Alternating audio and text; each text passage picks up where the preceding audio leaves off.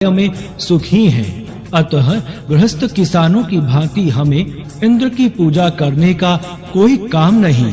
सुना जाता है कि इस वन के पर्वतगण काम रूपी इच्छा अनुसार रूप धारण करने वाले हैं। वे मनोवांछित रूप धारण करके अपने अपने शिखरों पर विहार करते हैं। जब कभी वनवासी गण इन गिरि देवों को किसी प्रकार की बाधा पहुंचाते हैं तो वे सिंह आदि रूप धारण कर उन्हें मार डालते हैं। अतः आज से इस इंद्र यज्ञ के स्थान में गिरि यज्ञ अथवा गो यज्ञ का प्रचार होना चाहिए। हमें इंद्रदेव से क्या प्रयोजन है? हमारे देवता तो गौएं और पर्वत ही हैं। ब्राह्मण लोग मंत्र यज्ञ तथा कृषक गण सीर यज्ञ अर्थात हल का पूजन करते हैं। अतः पर्वत और वनों में रहने वाले हम लोगों को गिरि यज्ञ और गो यज्ञ करने चाहिए। अतएव आप लोग विधि पूर्वक मेध्य पशुओं की बलि देकर विविध सामग्रियों से गोवर्धन पर्वत की पूजा करें। आज संपूर्ण व्रज का दुग्ध एकत्रित कर लो और उससे ब्राह्मणों तथा अन्य नए याचकों को भोजन कराओ। इस विषय में और अधिक सोच विचार मत करो। गोवर्धन भगवान की पूजा होम और ब्राह्मण भोजन समाप्त होने पर शरद ऋतु के पुष्पों से सजे हुए मस्तक वाली गौएं गिरिराज की प्रदक्षिणा करें। हे गोपगण, आप लोग यदि प्रीति पूर्वक मेरी इस सम्मति के अनुसार कार्य करेंगे तो इससे गौओं को, गिरिराज और मुझको अत्यंत प्रसन्नता होगी। श्री पराशर जी बोले, भगवान श्री कृष्ण चंद्र के इन वाक्यों को सुनकर नंद आदि व्रजवासी गोपों ने प्रसन्नता से खिले हुए मुख से साधु साधु कहा और बोले, हे वत्स, तुमने अपना जो विचार प्रकट किया है वह बड़ा ही सुंदर है। हम सब ऐसा ही करेंगे। आज गिरि यज्ञ किया जाए। तदंतर उन व्रजवासियों ने गिरि यज्ञ का अनुष्ठान किया तथा दही, खीर और मांस आदि से पर्वतराज को बलि दी। सैकड़ों हजारों ब्राह्मणों को भोजन कराया गया तथा पुष्पार्चित गौओं और सजल जलधर के समान गर्जने वाले सांडों ने भगवान गोवर्धन की परिक्रमा की।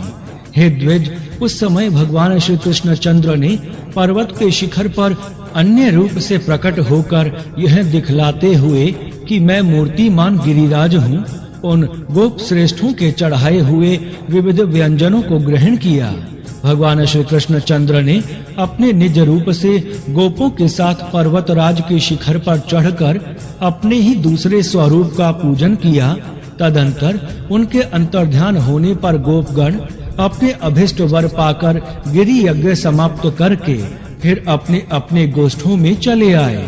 इस प्रकार श्री विष्णु पुराण के 5वें अंश में 10वां अध्याय संपूर्ण हुआ। जय श्री हरि।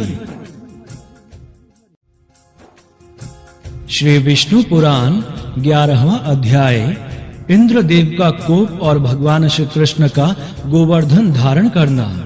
श्री पराशर जी बोले, हे मैत्रेय, अपने यज्ञ के रुक जाने से इंद्रदेव ने अत्यंत रोष पूर्वक संवर्तक नामक मेघों के दल से इस प्रकार कहा, अरे मेघों, मेरा यह वचन सुनो और मैं जो कुछ कहूँ उसे मेरी आज्ञा सुनते ही बिना कुछ सोचे विचारे तुरंत पूरा करो।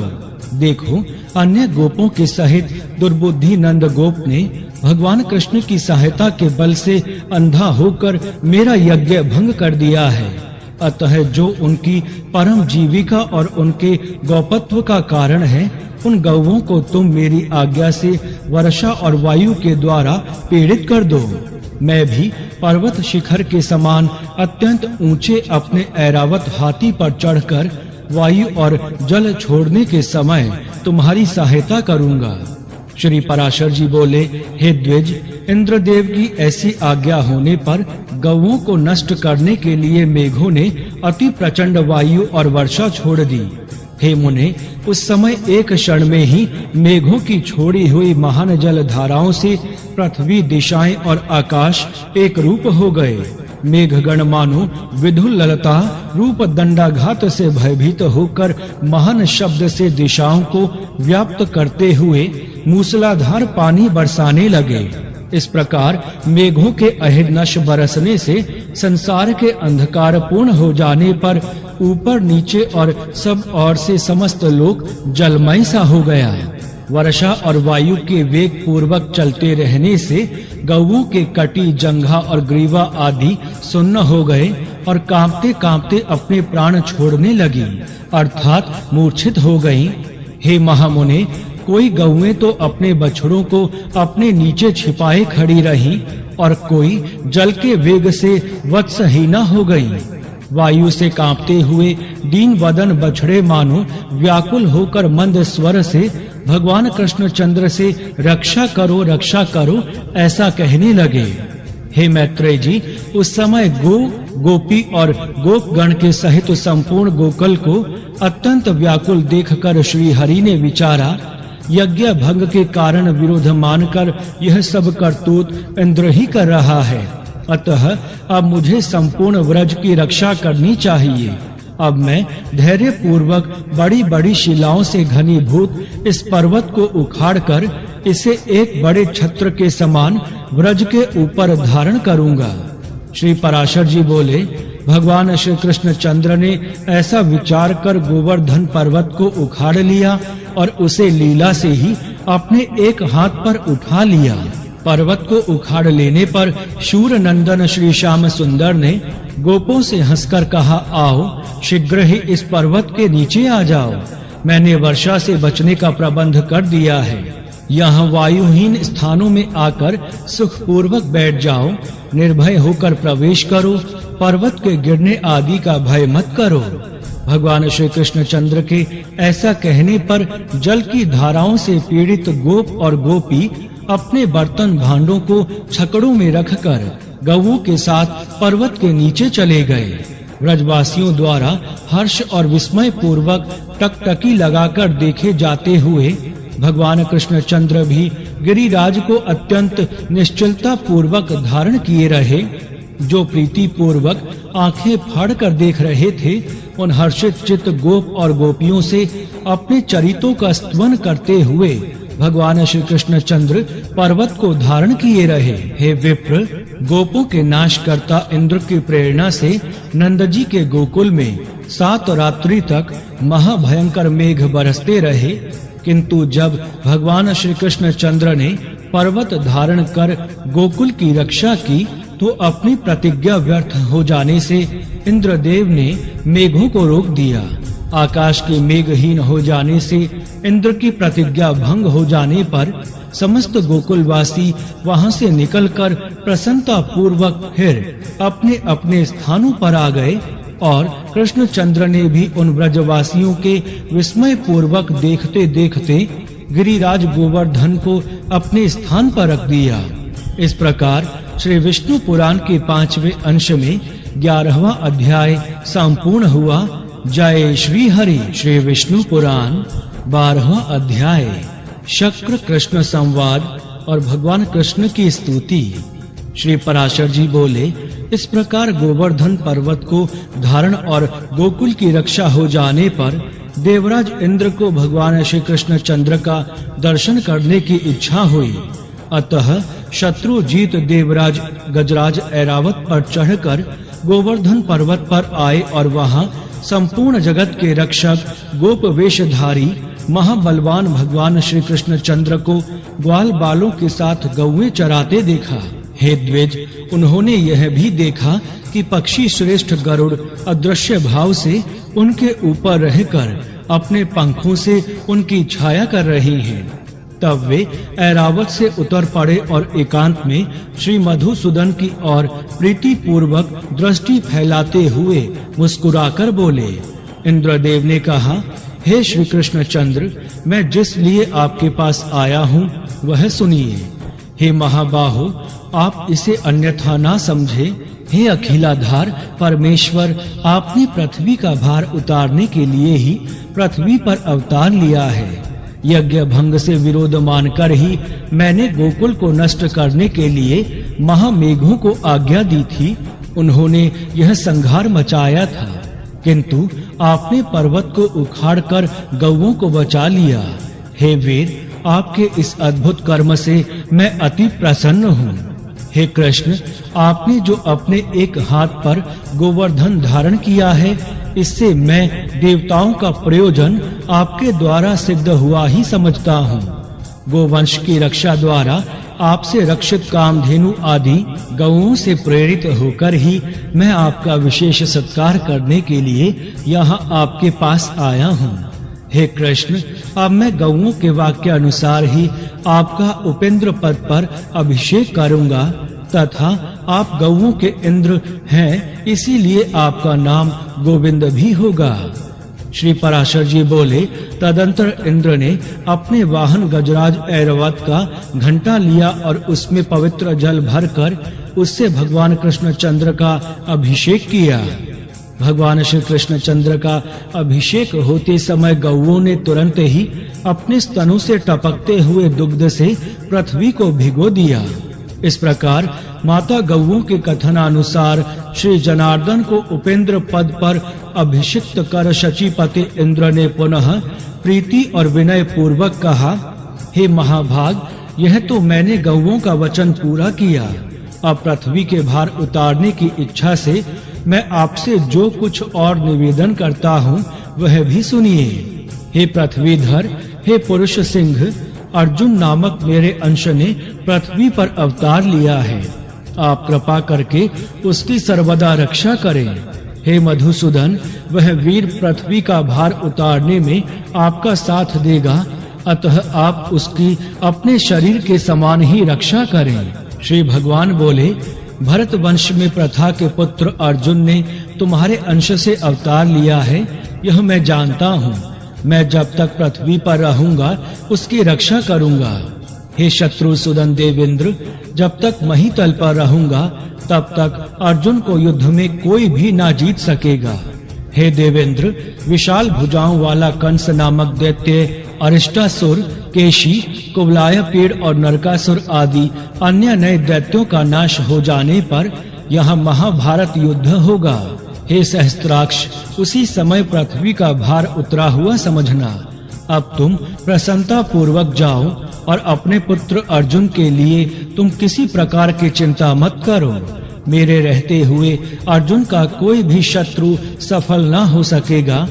अर्जुन के लिए ही मैं महाभारत के अंत में युधिष्ठिर आदि समस्त पांडवों को अक्षत शरीर से कुंती को सौंप दूंगा। श्री पराशर जी बोले, भगवान कृष्ण चंद्र के ऐसा कहने पर देवराज इंद्र उनका आलिंगन कर ऐरावत हाथी पर आरूढ़ होकर स्वर्ग को चले गए। तदंतर भगवान कृष्ण चंद्र ने भी गोपियों के दृष्टिपात से पवित्र हुए मार्ग द्वारा गोप कुमारों और गौओं के साथ व्रज को लौट आए। इस प्रकार श्री विष्णु पुराण के 5वें अंश में 12वां अध्याय संपूर्ण हुआ। जय श्री कृष्ण। श्री विष्णु पुराण 13वां अध्याय गोपों द्वारा भगवान का प्रभाव वर्णन तथा भगवान का गोपियों के साथ रास क्रीड़ा करना। श्री पराशर जी बोले, देवराज इंद्र के चले जाने पर लीला विहारी भगवान श्री कृष्ण चंद्र को बिना प्रयास ही गोवर्धन पर्वत धारण करते देखकर गोपगण उनसे प्रीति पूर्वक बोले, हे भगवान, हे महाभाग, आपने गिरिराज को धारण कर हमारी और गौओं की इस महान भय से रक्षा की है। हे तात, कहाँ आपकी यह अनुपम बाल लीला, कहाँ निंदित गोप जाति और कहाँ ये दिव्य कर्म, ये सब क्या है प्रभु, कृपया हमें बतलाइए। आपने यमुना जल में काली नाग का दमन किया, धेनुकासुर को मारा और फिर यह गोवर्धन पर्वत धारण किया। आपके इन अद्भुत कर्मों से हमारे चित्त में बड़ी शंका हो रही है। हे अमित विक्रम, हम भगवान हरि के चरणों की शपथ करके आपसे सच सच कहते हैं कि आपके ऐसे बलवीर्य को देखकर हम आपको मनुष्य नहीं मान सकते। हे केशव, स्त्री और बालकों के सहित सभी व्रजवासियों की आप पर अत्यंत प्रीति है। आपका यह कर्म तो देवताओं के लिए भी दुष्कर है। हे कृष्ण, आपकी यह बाल्यावस्था, विचित्र बल, वीर और हम जैसे नीच पुरुषों में जन्म लेना। हे अमयात्मन, ये सब बातें विचार करने पर हमें शंका में डाल देती हैं। आप देवता हो, दानव हो, यक्ष हो अथवा गंधर्व हो, इन बातों का विचार करने से हमें क्या प्रयोजन है? हमारे तो बंधु आप ही हैं, अतः आपको नमस्कार है। श्री पराशर जी बोले, गोपगण के ऐसा कहने पर महामती भगवान कृष्णचंद्र कुछ देर तक चुप रहे और फिर कुछ प्रणय जनय कोप पूर्वक इस प्रकार कहने लगे। श्री भगवान ने कहा, हे गोपगण, यदि आप लोगों को मेरे संबंध से किसी प्रकार की लज्जा ना हो तो मैं आप लोगों से प्रशंसनीय हूँ। इस बात का विचार करने की भी क्या आवश्यकता है? यदि मुझ में आपकी प्रीति है और यदि मैं आपकी प्रशंसा का पात्र हूँ तो आप लोग मुझ में बांधव बुद्धि ही करें। मैं न देव हूँ, न गंधर्व हूँ, न यक्ष हूँ और न दानव हूँ। मैं तो आपके बांधव रूप से ही उत्पन्न हुआ हूँ। आप लोगों को इस विषय में और कुछ विचार न करना चाहिए। श्री पराशर जी बोले, हे महाभाग, श्री हरि के प्रणय कोप युक्त होकर कहे हुए इन वाक्यों को सुनकर वे समस्त गोपगण चुपचाप वन को चले गए। तब भगवान कृष्णचंद्र ने निर्मल आकाश, शरचंद्र की चंद्रिका और दिशाओं को सुरभित करने वाली विकसित कुमुदिनी तथा वन खंडी को मुखर मधुकरों से मनोहर देखकर गोपियों के साथ रमण करने की इच्छा की। उस समय भगवान बलराम जी के बिना ही श्री मुरली मनोहर स्त्रियों को प्रिय लगने वाला अत्यंत मधुर, अस्फुट एवं मृदुल पद ऊंचे और धीमे स्वर से गाने लगे। उनकी उस सुरमय गीत ध्वनि को सुनकर गोपियां अपने अपने घरों को छोड़कर तत्काल जहां श्री मधुसूदन थे वहां चली आईं। वहां आकर कोई गोपी तो उनके स्वर में स्वर मिलाकर धीरे-धीरे गाने लगी और कोई मन ही मन उन्हीं का स्मरण करने लगी। कोई हे कृष्ण ऐसा कहती हुई लज्जावश संकुचित हो गई और कोई प्रेमोन्मादिनी होकर तुरंत उनके पास जाकर खड़ी हो गई। कोई गोपी बाहर गुरुजनों को देखकर अपने घर में ही रहकर आंख मूंदकर तन्मय भाव से श्री गोविंद का ध्यान करने लगी तथा कोई गोप कुमारी जगत के कारण पर ब्रह्म स्वरूप श्री कृष्ण चंद्र का चिंतन करते करते मूर्छा अवस्था में प्राणापान के रुक जाने से मुक्त हो गई, क्योंकि भगवत ध्यान के विमल आनंद से उनकी समस्त पुण्य राशि क्षीण हो गई और भगवान की अप्राप्ति के महान दुख से उनके समस्त पाप लीन हो गए थे। गोपियों से घिरे हुए रासारंभ रूप रस के लिए उत्कंठित श्री गोविंद ने उस शरचंद्र सुशोभिता रात्रि को रास करके सम्मानित किया। उस समय भगवान कृष्ण के अन्यत्र चले जाने पर कृष्ण चेष्टा के अधीन हुई गोपियां यूथ बनाकर वृंदावन के अंदर विचरने लगी। कृष्ण में निबद्ध चित्त हुई वे व्रजंगनाएं परस्पर इस प्रकार वार्तालाप करने लगी। उसमें से एक गोपी कहती थी, मैं ही कृष्ण हूँ, देखो कैसी सुंदर चाल से चलता हूँ, तनिक मेरी गति तो देखो। दूसरी कहती, कृष्ण तो मैं हूँ, आहा मेरा गाना तो सुनो। कोई अन्य गोपी भुजाएं ठोक कर बोल उठती, अरे दुष्ट कालिय, मैं कृष्ण हूँ, तनिक ठहर तो जा। ऐसा कहकर वह कृष्ण के सारे चरित्रों का लीला पूर्वक अनुकरण करने लगती। कोई और गोपी कहने लगती, अरे गोपगण, मैंने गोवर्धन धारण कर लिया है, तुम वर्षा से मत डरो, निशंक होकर इसके नीचे आकर बैठ जाओ। कोई दूसरी गोपी कृष्ण लीलाओं का अनुकरण करती हुई बोलने लगती, मैंने धेनु का सुर को मार दिया है, अब यहाँ गौवे स्वच्छंद होकर विचरें। इस प्रकार समस्त गोपियां भगवान श्री कृष्ण चंद्र की नाना प्रकार की चेष्टाओं में व्यग्र होकर साथ साथ अति सुरमय वृंदावन के अंदर विचरने लगी। खिले हुए कमल जैसे नेत्रों वाली एक सुंदरी गोपांगना सर्वांग में पुलकित हो पृथ्वी की ओर देखकर कहने लगी, अरे आली, ये लीला ललित गामी कृष्ण चंद्र के ध्वजा, वज्र, अंकुश और कमल आदि की रेखाओं से सुशोभित पद्म चिन्ह तो देखो, और देखो उनके साथ कोई पुण्यवती मदमाती युवती भी आ गई है। उसके ये घने छोटे-छोटे और पतले-पतले चरण चिन्ह दिखाई दे रहे हैं। यह निश्चय ही दामोदर ने ऊंचे होकर पुष्प चयन किए हैं। इसी कारण यहाँ उन महात्मा के चरणों के केवल अग्रभाग ही अंकित हुए हैं। यहाँ बैठकर उन्होंने निश्चय ही किसी बड़भागिनी का पुष्पों से श्रृंगार किया है। अवश्य ही उसने अपने पूर्व जन्म में सर्वात्मा श्री विष्णु भगवान की उपासना की होगी।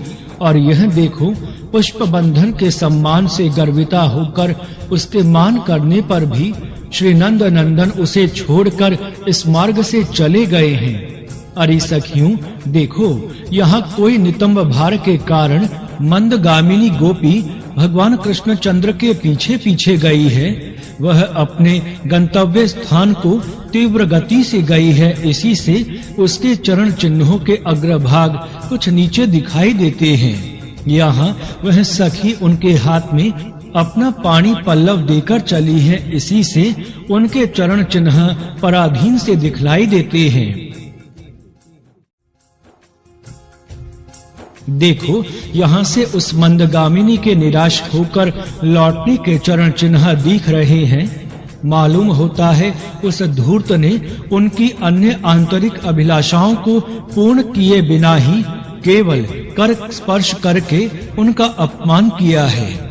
यहाँ कृष्ण ने अवश्य उस गोपी से कहा है, तो यहीं बैठ, मैं शीघ्र ही जाता हूँ।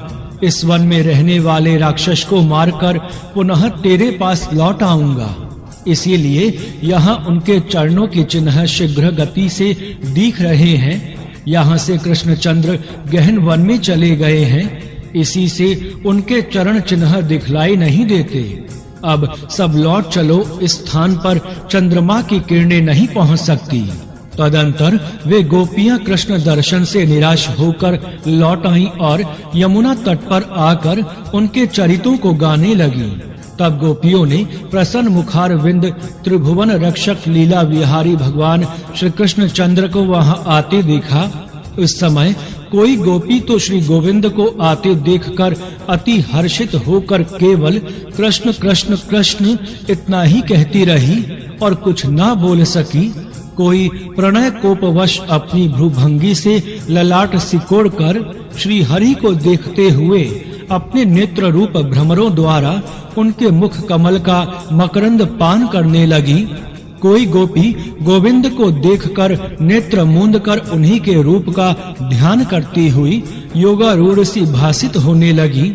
तब श्री माधव किसी से प्रिय भाषण करके किसी की और भूभृंगी से देखकर और किसी का हाथ पकड़कर उन्हें मनाने लगे।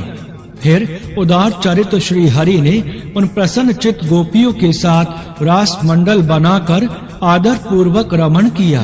किंतु उस समय कोई भी गोपी भगवान कृष्ण चंद्र की सनिधि को ना छोड़ना चाहती थी। इसीलिए एक ही स्थान पर स्थिर रहने के कारण रासोचित मंडल ना बन सका। तब उन गोपियों में से एक एक का हाथ पकड़कर श्री हरि ने रास मंडल की रचना की। उस समय उनके कर स्पर्श से प्रत्येक गोपी की आंखें आनंद से मूंद जाती थी। तदंतर रास क्रीड़ा आरंभ हुई। उसमें गोपियों के चंचल कंकणों की झंकार होने लगी और फिर क्रमशः शरद वर्णन संबंधी गीत होने लगे। उस समय भगवान कृष्ण चंद्र चंद्रमा चंद्रिका और कुमुद वन संबंधी गान गाने लगे। किंतु गोपियों ने तो बारंबार केवल कृष्ण नाम का ही गान किया। फिर एक गोपी ने नृत्य करते करते थक कर चंचल कंकण की झनकार से युक्त अपनी बाहुलता श्री मधुसूदन के गले में डाल दी। किसी निपुण गोपी ने भगवान के गान की प्रशंसा करने के बहाने भुजा फैलाकर श्री मधुसूदन को आलिंगन करके चूम लिया। श्री हरि की भुजाएं गोपियों के कपोलों का चुंबन पाकर उन कपोलों में पुलकावली रूप धान्य की उत्पत्ति के लिए स्वेद रूप जल के मेघ बन गई।